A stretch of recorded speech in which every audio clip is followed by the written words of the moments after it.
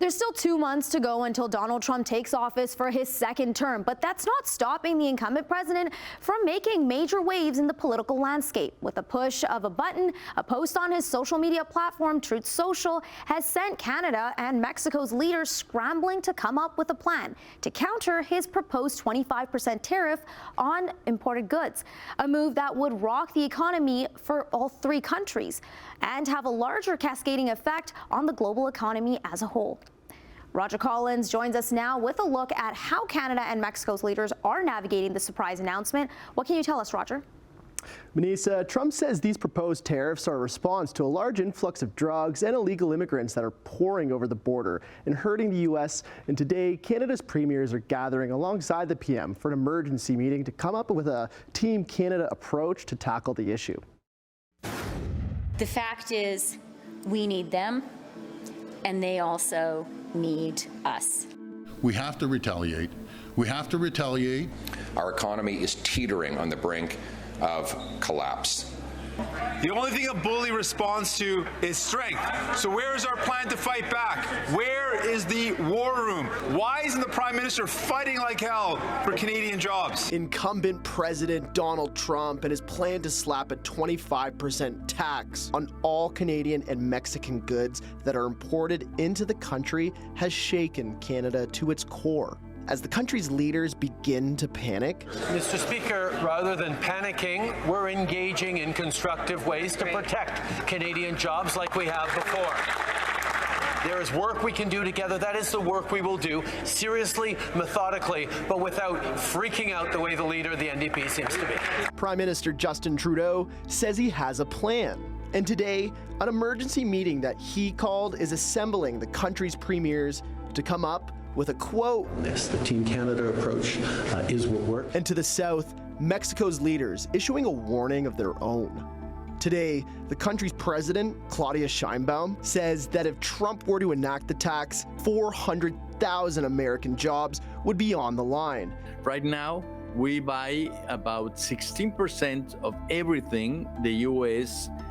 sells. And if you take into account, let's say, Japan, Germany, Great Britain, South Korea together, they buy less from the U.S. than Mexico. And if push comes to shove, she would retaliate with tariffs of her own, something her economic minister, Marcelo Ebrard, says he'd like to avoid, hoping for, quote, more regional cooperation instead of a war of retaliatory import taxes. These proposed tariffs would violate the terms of the U.S.-Mexico-Canada Agreement, aka NAFTA 2.0, signed into law in 2020 under Donald Trump himself. It allows for zero tariffs on car parts made in any of the three aforementioned countries, and establishes labor provisions that prop up workers in all three as well, for an agreement that makes up one of the world's largest free trade zones, affecting more than 510 million people, which covers almost $31 trillion. That's nearly 30% of the global economy. And Trump's issue with it, best said in his own words, quote, as everyone is aware, thousands of people are pouring in through Mexico and Canada, bringing crime and drugs at levels never seen before. He calls the current border situation ridiculous and says it will remain in effect until drugs, in particular fentanyl, and all illegal aliens come to a stop, adding that it's time for Canada and Mexico to pay a very big price. Now, many experts have come out and said this could all just be a bluff and point to Trump's history of strongman tactics to get what he wants. But if it isn't, the economic fallout would be disastrous for Canada, the United States, and Mexico. Manisa?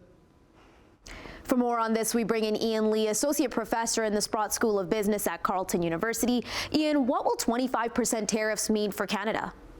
Well, it's going to have a huge impact on the Canadian economy if they go through.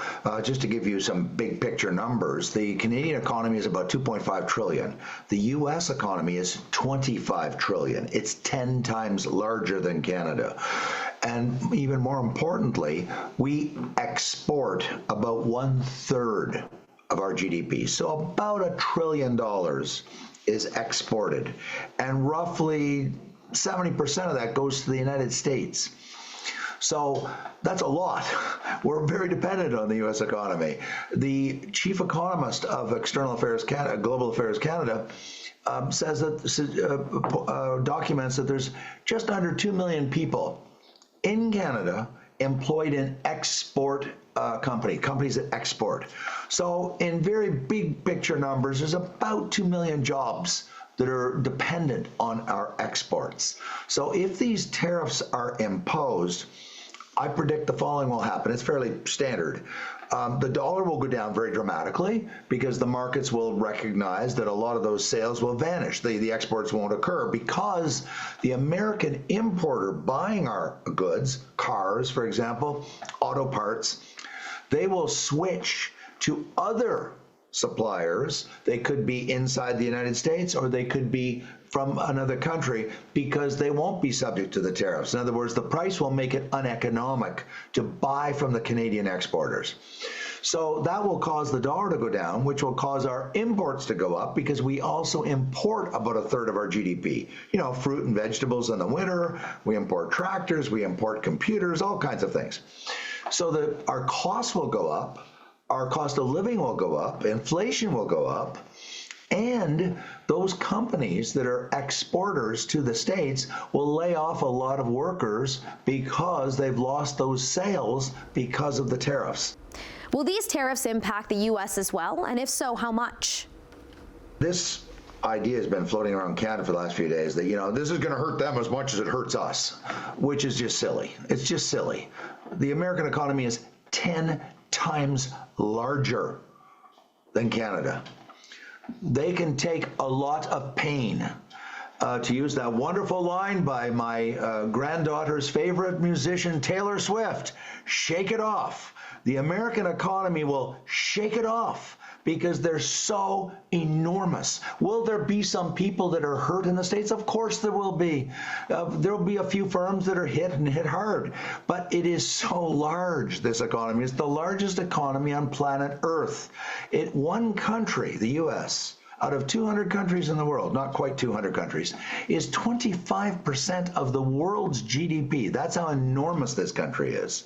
And so, yes, there'll be a little bit of pain and suffering. You know, Pierre Trudeau famously got it right 50, 60 years ago. He said, "We are the mouse sleeping with the elephant. The elephant sneezes and the mouse catches pneumonia. So we are going to suffer enormously, and they're going to have a sniffle." What options does Canada have at this point? Well, first off, I hope we don't put our foot down. There's a lot of talk about, many years ago, I played high school football. And, you know, young high school males are very macho, you know, we're going to go out and we're going to kill the other guy, you know, that kind of talk. And there's people saying, let's just punch those Americans in the eye and we'll knock them out. I hope that's what we do not do. That's the last thing we should do. What we should be doing is much more strategic and much more careful. And I hope we do have a Team Canada approach. I hope we are looking at it much more strategically and say, well, what is it that Trump is after? He's not just doing this for fun because he wants to flex his muscles. He's got an objective. And I believe his objective is, yes, the border. It's part of his objective. And the other is those protected industries. In America, we protect a whole bunch of industries against American competition, such as phone companies. We don't allow the American phone companies to come into Canada, so our domestic phone companies can charge us the highest cell phone fees in the world. We don't allow American dairy to come into Canada, so we can pay double the market price for dairy and milk. So I hope that we see this as an opportunity to say, well, why don't we make an offer to Mr. Trump? Say, look, let's reopen Cosmo. We got to do it in 2 years anyways, 2026. So why don't we go to him with an offer to reopen it now and say, look, we're willing to put everything on the table. No sacred cows anymore, but we want you to give us guaranteed 100% access, no tariffs anymore, guaranteed, in a new CUSMA agreement. But we will have to give up the protection of those protected industries. That's all the time we have today. Thank you for joining us. My pleasure.